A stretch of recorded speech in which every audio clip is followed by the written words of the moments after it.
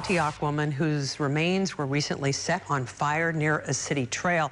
Now the family of the 25-year-old woman is coping with the violent manner in which she lost her life.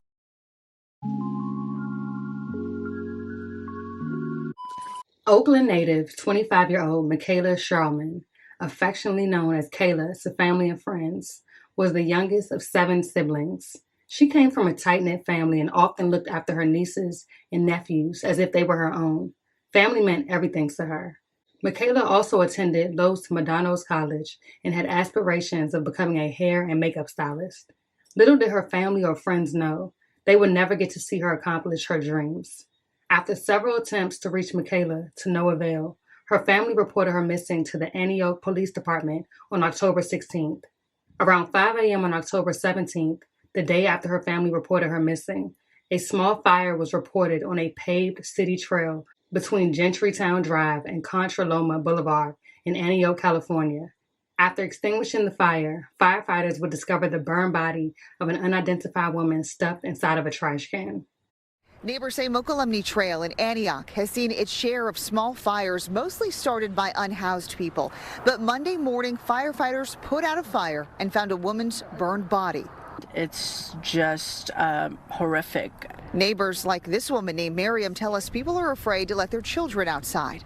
It sounds like something out of like a movie. I never ever thought I'd hear about anything like that, like a few hundred feet away from me. Police say the woman died before she was found by firefighters just off the paved trail north of Lopez Drive between Gentrytown and Lucena Way around 5:30 a.m. Due to severe burns, police are having difficulty identifying her. There was yellow tape blocking off that entrance and the entrance here. A neighbor who did not want to be identified tells me police officers knocked on her door asking about the area. They showed her family a lineup of women's pictures to try and figure out who the victim was. My kids are scared. I'm not too scared because this is just a lot of homeless activity here, so I'm kind of used to it. With little information from police, people are left concerned about this being a potential crime. I hope she wasn't burned alive, and I hope that whoever did this gets, justice. Neighbors say they have complained to police about fires over the years along the trail, but were told that the city can't do much because it's maintained by East Bay Mud. Police and arson investigators were immediately called to the scene. One neighbor told the outlet that fires are not unusual on the trail, where numerous unhoused people live. Police pleaded with the public for help identifying the body. They shared information and photographs of jewelry found on the deceased woman in the hope of learning the circumstances of her death. She was described as an African-American female, under 30 years old and approximately 5'6". She was wearing a ring on her right ring finger and a metal necklace with a pendant and the letter K attached. Police were initially unsure if the K was originally part of a series of other letters or the only letter on her chain. They also described the victim as having extensive dental work, including 3 missing left lower molars and a distinctive gap between her top front middle teeth. A week later, police announced the positive identification of 25-year-old Mykaella Sharlman, whose family said the last time they heard from her was during the early morning hours of the day her remains were located.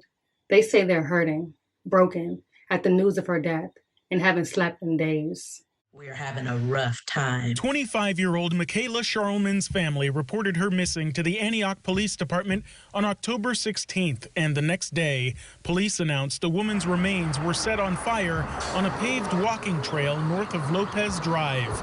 Nicole Eason says her family was broken when they learned dental records identified her sister Sharlman as the homicide victim, likely killed before being set on fire.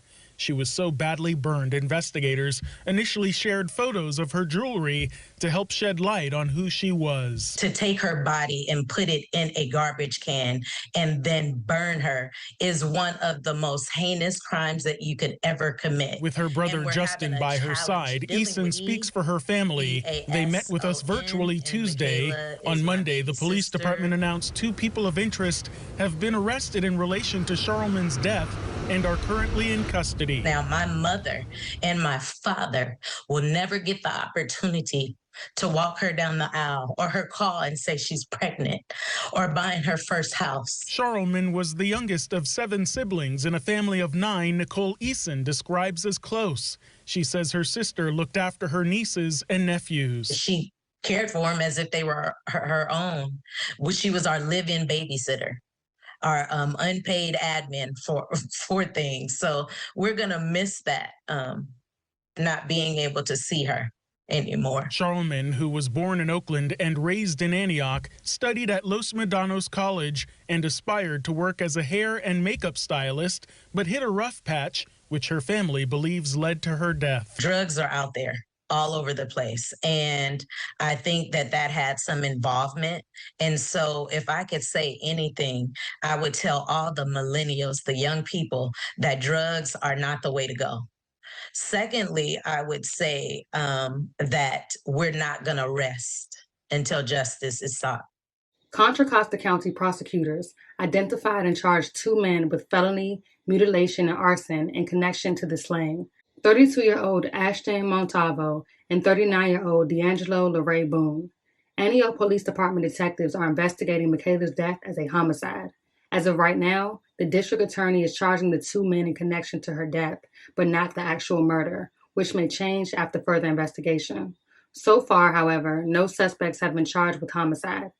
Investigators suspect that her body was set on fire after she had already been killed.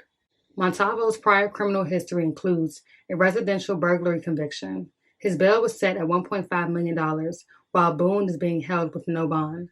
Montalvo and Boone will be arraigned in court on Thursday afternoon. It's not clear if either man will now have a chance to make bail, pending murder charges being filed. The investigation remains ongoing. Michaela's family showed up in numbers at the courthouse today. Deputy District Attorney Derek Butts is determined to get justice for them. For their deceased, that their families get justice as swiftly as possible, and that's what we're fighting for.